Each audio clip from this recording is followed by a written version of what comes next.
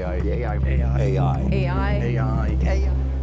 Artificial intelligence is coming for your job. AI is going to replace you. In just a few years, we'll all be out of work.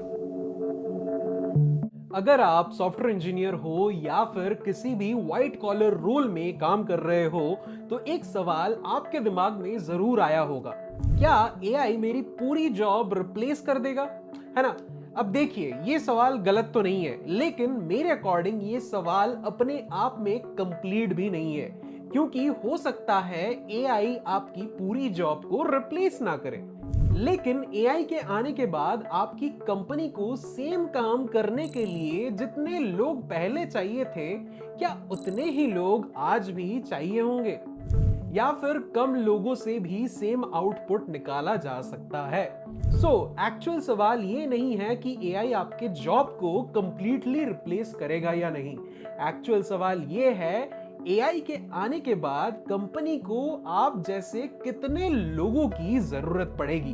And before we move forward, मैं आपको थोड़ा context देता हूं कि मैं इस topic पर बात क्यों कर रहा हूं। I am Sunil Hussain, a computer science graduate from a Tier 3 engineering college in Kolkata, और मेरी खुद की करियर जर्नी भी बिल्कुल स्ट्रेट फॉरवर्ड नहीं थी। एक टाइम था जब मैं गूगल, Amazon, Uber, डीश और मल्टीपल कंपनीज में रिपीटेडली अप्लाई कर रहा था। इंटरव्यूज के लिए प्रिपरेशन भी कर रहा था, लेकिन इंटरव्यू कॉल्स ही नहीं आ रहे थे। फिर मैंने हायरिंग को सिर्फ प्रिपरेशन के पॉइंट ऑफ व्यू से नहीं, बल्कि कंपनी, रिक्रूटर और मार्केट के पॉइंट ऑफ व्यू से समझना स्टार्ट किया।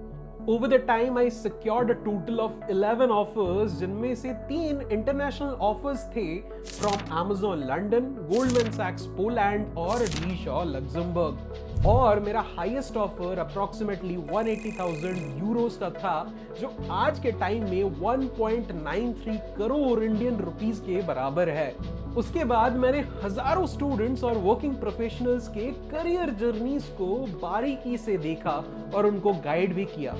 इसलिए जो मैं आज डिस्कस कर रहा हूं वो सिर्फ इंटरनेट पर देखी हुई एआई से रिलेटेड न्यूज नहीं है। मैं इसको कैंडिडेट के पॉइंट ऑफ व्यू से भी देखता हूं, रिक्रूटर के पॉइंट ऑफ व्यू से भी देखता हूं और कंपनी के बिजनेस पॉइंट ऑफ व्यू से भी देखता हूं। और आज के इस वीडियो में हम एग्जैक्टली इसी चीज को समझेंगे एक एक करके। कंपनीज प्रॉफिटेबल होने के बाद भी ले ऑफ्स क्यों कर रही है? एआई रियल रीजन है या फिर एआई को एक एक्सक्यूज की तरह यूज किया जा रहा है? कंपनी सैलरी और हायरिंग को लेकर पहले से ज्यादा कॉशियस क्यों हो रही है? और सबसे इंपॉर्टेंट, आपको नेक्स्ट 12 महीने में क्या करना चाहिए, चाहे आप स्टूडेंट हो, फ्रेशर हो, ऑलरेडी किसी कंपनी में काम कर रहे हो, या फिर आपके पास 10 से 15 साल का एक्सपीरियंस हो। क्योंकि देखिए, मैं आपको अननेसेसरीली डराना तो नहीं चाहता, लेकिन मैं ये भी नहीं चाहता कि आप ये सोचकर रिलैक्स्ड हो जाओ कि एआई मेरा पूरा काम डायरेक्टली तो नहीं कर सकता, तो मैं तो सेफ हूं। हो सकता है आपका प्रोफेशन खत्म ना हो, लेकिन कंपनीज उस प्रोफेशन में पहले से कम लोग हायर करे। हो सकता है काम वही रहे, लेकिन एआई की हेल्प से कंपनी बोले कि पहले जो काम 10 लोग करते थे, अब वही काम 6 या 7 लोग मैनेज कर सकते हैं। और एग्जैक्टली यही एक्चुअल रिस्क है। प्रोफेशन खत्म होना जरूरी नहीं है, लेकिन उस प्रोफेशन में अपॉर्चुनिटीज कम हो सकती है, और इसके बारे में बहुत कम लोग क्लियरली बात कर रहे हैं। अब देखिए, नॉर्मली हम क्या अज्यूम करते हैं, अगर कंपनीज ले ऑफ कर रही है तो कंपनीज लॉस में होंगी, रेवेन्यू नहीं आ रहा होगा, बिजनेस खराब चल रहा होगा, है ना। लेकिन आज जो कंपनीज ले ऑफ कर रही है, उनमें बहुत सारी कंपनीज प्रॉफिटेबल है, उनका रेवेन्यू आ रहा है, उनका बिजनेस चल रहा है, फिर भी वो एम्प्लॉयज को रिमूव कर रही है। लेकिन क्यों? क्योंकि कंपनी का ऑब्जेक्टिव सिर्फ प्रॉफिट करना नहीं होता, कंपनी का ऑब्जेक्टिव होता है प्रॉफिट को और ज्यादा बढ़ाना। अगर कंपनी को लगता है कि 100 लोगों का काम 70 लोग कर सकते हैं, तो बिजनेस पॉइंट ऑफ व्यू से वो रिमेनिंग 30 लोगों का कॉस्ट क्यों कैरी करेगी? मैं ये नहीं बोल रहा कि ये मोरली राइट है या फिर मोरली रॉन्ग है, मैं बस आपको कंपनी का थॉट प्रोसेस समझा रहा हूं।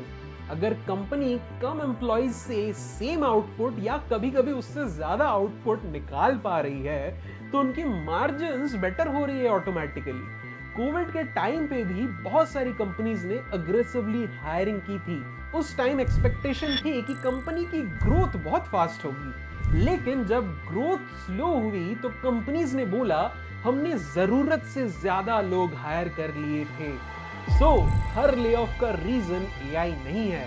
कुछ लेऑफ्स ओवर हायरिंग का करेक्शन है, कुछ कॉस्ट कटिंग है, कुछ शेयर होल्डर और मार्जिन प्रेशर की वजह से भी है। लेकिन एआई ने कंपनीज को एक और पॉसिबिलिटी दिखा दी है कि शायद कम लोगों के साथ भी सेम काम हो सकता है। और यहीं से एक्चुअल डिस्कशन स्टार्ट होता है। क्या एआई रियल में एम्प्लॉयज को रिप्लेस कर रहा है, या कंपनीज एआई का नाम यूज करके हेडकाउंट और सैलरीज दोनों को रीसेट कर रही है? मेरे अकॉर्डिंग दोनों चीजें एक साथ हो रही है, और अब एग्जैक्टली कैसे हो रही है वो समझते हैं। चलिए अब देखते हैं क्या एआई सच में लेऑफ्स की असली वजह है, या फिर कंपनीज के लिए ये सिर्फ एक कन्वीनियंट एक्सक्यूज बन गया है। मेरे हिसाब से दोनों चीजें हो रही है। एआई जेन्युइनली काम फास्ट कर रहा है और कंपनीज इस चेंज का यूज अपने कॉस्ट और टीम साइज के डिसीजंस में भी कर रहा है।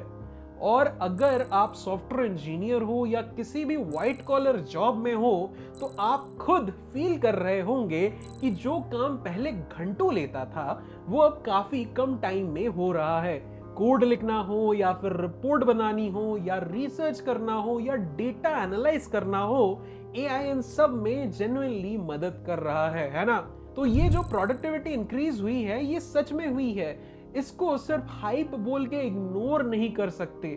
लेकिन जब एआई की वजह से काम फास्ट होने लगता है तो कंपनी के माइंड में एक और सवाल आता है, क्या हम सेम काम कम लोगों से कर सकते हैं?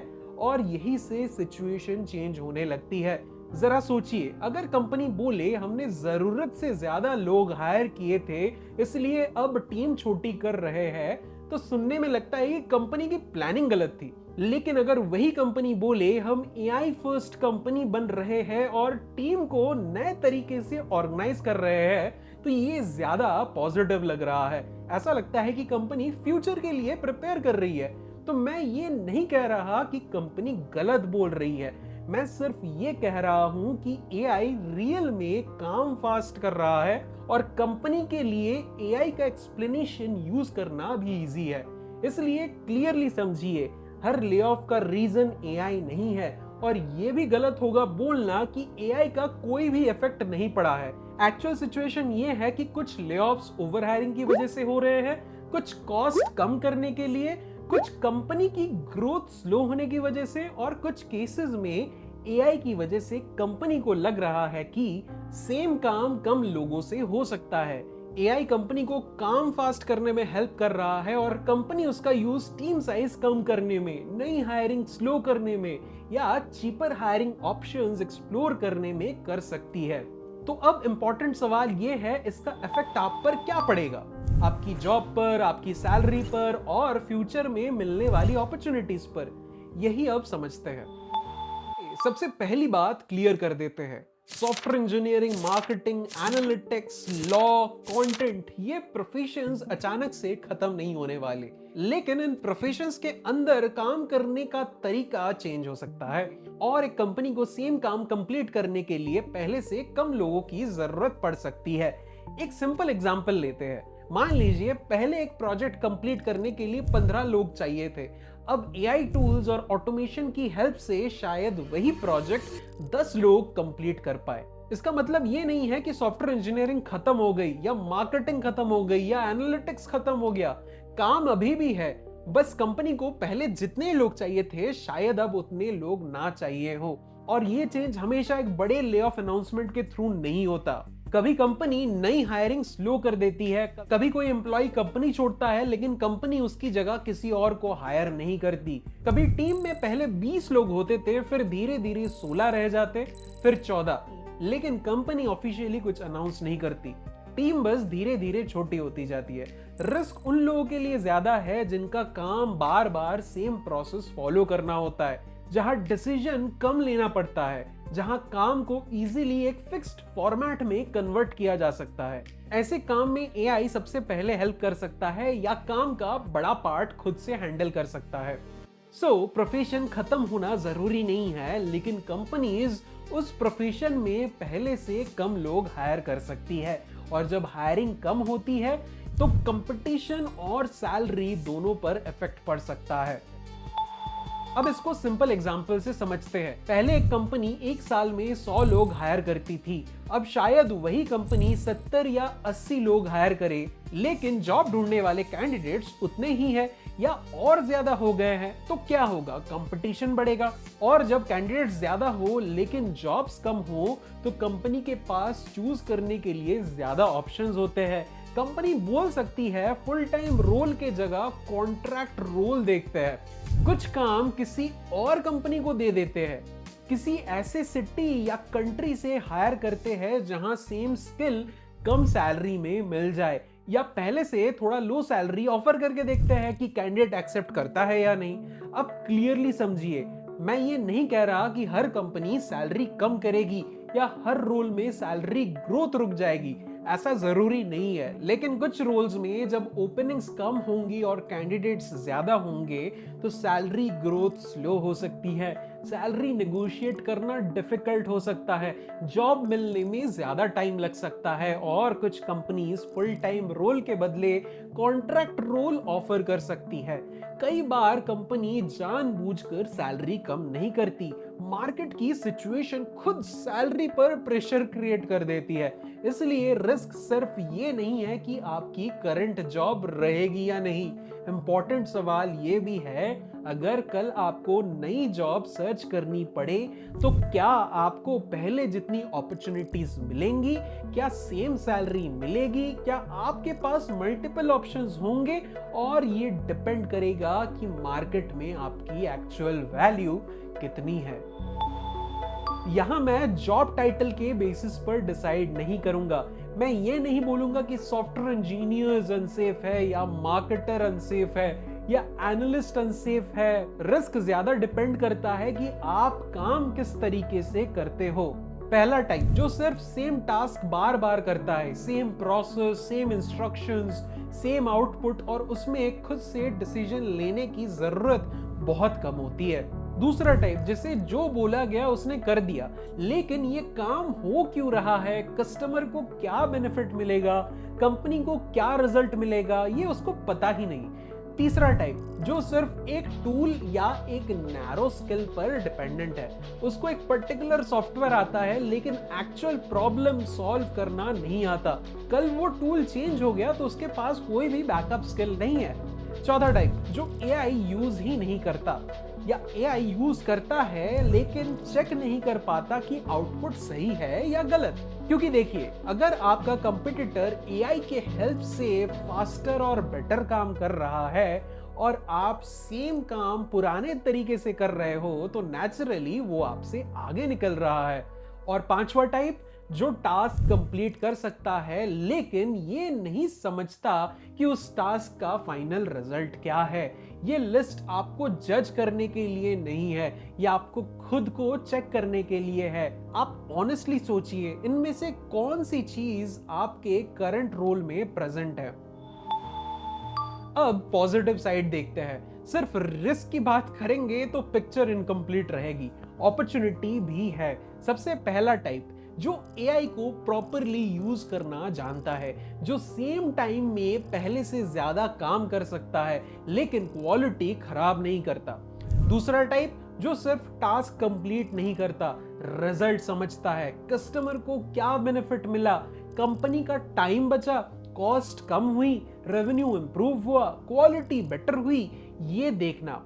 तीसरा टाइप, जो एआई का आउटपुट चेक कर सकता है, एआई ने आंसर दिया लेकिन क्या वो सही आंसर है, क्या कुछ मिसिंग है, क्या उसमें रिस्क है, क्या रियल सिचुएशन में वो फेल हो सकता है, ये समझना बहुत इंपॉर्टेंट होगा। चौथा टाइप, जो ऐसे प्रॉब्लम सॉल्व कर सकता है जहां एग्जैक्ट इंस्ट्रक्शन ही नहीं दिया गया, जहां पहले प्रॉब्लम समझनी है फिर डिसाइड करना है कि क्या सॉल्यूशन होना चाहिए। और पांचवा टाइप, जो अपना काम क्लियरली एक्सप्लेन कर सकता है और समझता है कि कंपनी के लिए उस वर्क का इंपॉर्टेंस क्या है। जब आपके पास स्ट्रॉन्ग स्किल हो, एआई यूज करना आता हो और आप क्लियरली एक्सप्लेन कर पाओ कि आपका काम क्या रिजल्ट क्रिएट करता है, तो आपकी वैल्यू नेचुरली बढ़ जाती है। तब एआई सिर्फ रिस्क नहीं रहेगा, एआई आपको स्ट्रॉन्गर प्रोफेशनल बनाने में हेल्प कर सकता है। अगर आप स्टूडेंट हो या फ्रेशर हो तो सबसे पहली बात, बेसिक कंसेप्ट सीखना बंद मत करिए।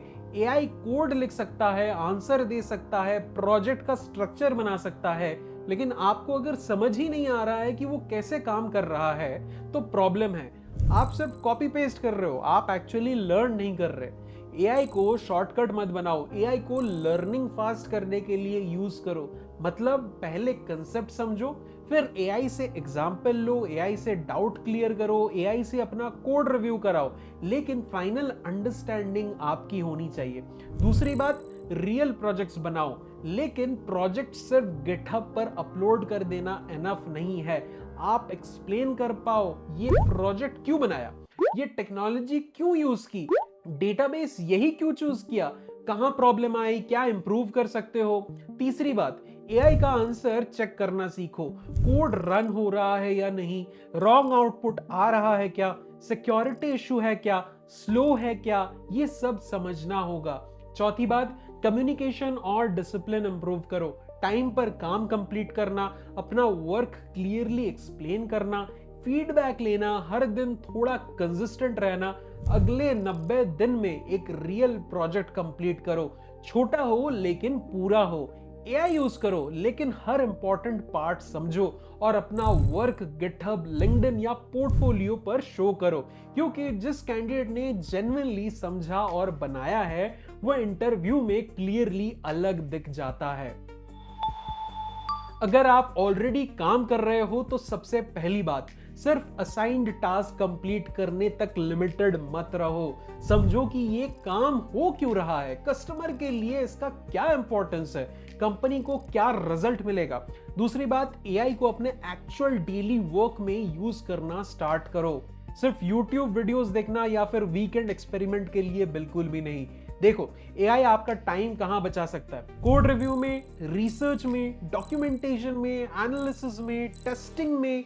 ऐसा प्रोफेशनल बनो जो एआई की हेल्प से फास्ट काम करे, लेकिन क्वालिटी और रिस्पॉन्सिबिलिटी कम ना करे। तीसरी बात, अपना रिजल्ट नंबर्स में लिखो। आपने कितना टाइम सेव किया, कितना कॉस्ट रिड्यूस किया, प्रोसेस कितना फास्ट हुआ, एरर्स कितना कम हुआ। कंपनी में अज्यूम मत करो कि सबको ऑटोमेटिकली पता है आपने क्या कंट्रीब्यूशन दिया है। चौथी बात, अपनी मेन स्किल के साथ एक और यूजफुल स्किल ऐड करो। डेवलपर हो तो प्रोडक्ट का बेसिक अंडरस्टैंडिंग बिल्ड करो, एनालिस्ट हो तो प्रेजेंटेशन और कम्युनिकेशन इंप्रूव करो, मार्केटिंग में हो तो डेटा और ऑटोमेशन समझो। और पांचवी बात, कंपनी के बाहर भी अपनी प्रोफेशनल प्रेजेंस बनाओ, लिंक्डइन पर अपने लर्निंग्स शेयर करो, इंडस्ट्री के लोगों से कनेक्ट करो, अपना वर्क और एक्सपर्टीज शो करो। लोग आपको सिर्फ आपकी कंपनी के नाम से ना जाने, आपके काम की वजह से भी जाने। अगले 90 दिन में अपना एक रीसेंट वर्क चूज करो, उसका रिजल्ट नंबर्स में लिखो और एआई का एक प्रैक्टिकल यूज केस अपने डेली वर्क में इंप्लीमेंट करो। अब बहुत एक्सपीरियंस्ड लोग सोचते हैं मैं सीनियर हूं, मुझे क्या रिस्क होगा, लेकिन सिर्फ सीनियर होना एनफ नहीं है। अगर आप सीनियर इंडिविजुअल कंट्रीब्यूटर हो तो सिर्फ एग्जीक्यूशन तक लिमिटेड मत रहो, आर्किटेक्चर समझो, बड़े डिसीजंस लेना सीखो, जूनियर टीम मेंबर्स को गाइड करो, कॉम्प्लेक्स प्रॉब्लम्स सॉल्व करो और बिजनेस के लिए इंपॉर्टेंट डिसीजंस में कंट्रीब्यूट करो। अगर आप मैनेजर हो तो आपको यह समझना होगा कि एआई के आने के बाद टीम के काम करने का तरीका चेंज हो सकता है। कुछ टीम्स कम लोगों में भी अच्छा आउटपुट दे सकती है, लेकिन इसका मतलब ये नहीं है कि हर टीम से लोग रिमूव कर देना चाहिए। आपको समझना होगा किस टाइप के लोग चाहिए, कौन सी स्किल चाहिए, कौन सा काम एआई हेल्प से हो सकता है और कौन सा काम अभी भी ह्यूमन एक्सपीरियंस और डिसीजन मेकिंग डिमांड करता है। और अगर आप फाउंडर या मैनेजर हो तो एफिशिएंसी इंपॉर्टेंट है, लेकिन टीम को क्लियरली बताना भी इंपॉर्टेंट है कि कंपनी में क्या चेंज हो रहा है और क्यों हो रहा है, क्योंकि अनसर्टेनिटी की वजह से लोग काम पर फोकस नहीं कर पाते। अगले 90 दिन में अपना रोल और अपनी टीम दोबारा देखो। कौन सा काम एआई से फास्ट हो सकता है, कौन सा काम ऑटोमेट हो सकता है और कौन सा काम एक्सपीरियंस्ड प्रोफेशनल्स को ही हैंडल करना चाहिए।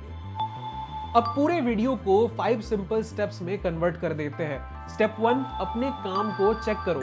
देखो आपके डेली वर्क का कौन सा पार्ट बार बार सेम होता है, कौन सा पार्ट एआई इजीली फास्ट कर सकता है और कौन सा पार्ट आपकी अंडरस्टैंडिंग और डिसीजन मेकिंग डिमांड करता है। धीरे धीरे सिर्फ सिंपल टास्क से इंपॉर्टेंट डिसीजंस और बिगर रिस्पॉन्सिबिलिटीज की तरफ मूव करो। स्टेप 2, अपने फील्ड में एआई यूज करना सीखो। सिर्फ चैट जीपीटी ओपन कर लेना एनफ नहीं है। अपने एक्चुअल प्रोफेशन में देखो एआई का प्रैक्टिकल यूज क्या है। डेवलपर हो तो कोडिंग, टेस्टिंग, डिबगिंग और डॉक्यूमेंटेशन में यूज करो। मार्केटिंग में हो तो रिसर्च, एनालिसिस और ऑटोमेशन में यूज करो। एनालिस्ट हो तो रिपोर्टिंग, क्वेरीज और डेटा अंडरस्टैंडिंग में यूज करो।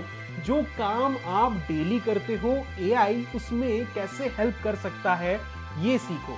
स्टेप 3, टास्क नहीं रिजल्ट समझो। सिर्फ ये मत देखो कि काम कंप्लीट हुआ या नहीं, ये देखो कस्टमर को क्या बेनिफिट मिला, कंपनी का टाइम क्या बचा, कॉस्ट कम हुई, रेवेन्यू इंप्रूव हुआ, क्वालिटी बेटर हुई। आपकी वैल्यू सिर्फ काम करने से नहीं, रिजल्ट क्रिएट करने से बढ़ेगी। स्टेप 4, अपना कंट्रीब्यूशन नंबर्स में लिखो। सिर्फ ये बोलना मैंने प्रोसेस इंप्रूव किया, ये एक वीक स्टेटमेंट है।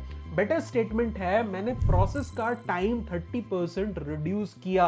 नंबर्स प्रूफ देते हैं, इसलिए जो काम कर रहे हो उसका रिजल्ट रिकॉर्ड करो।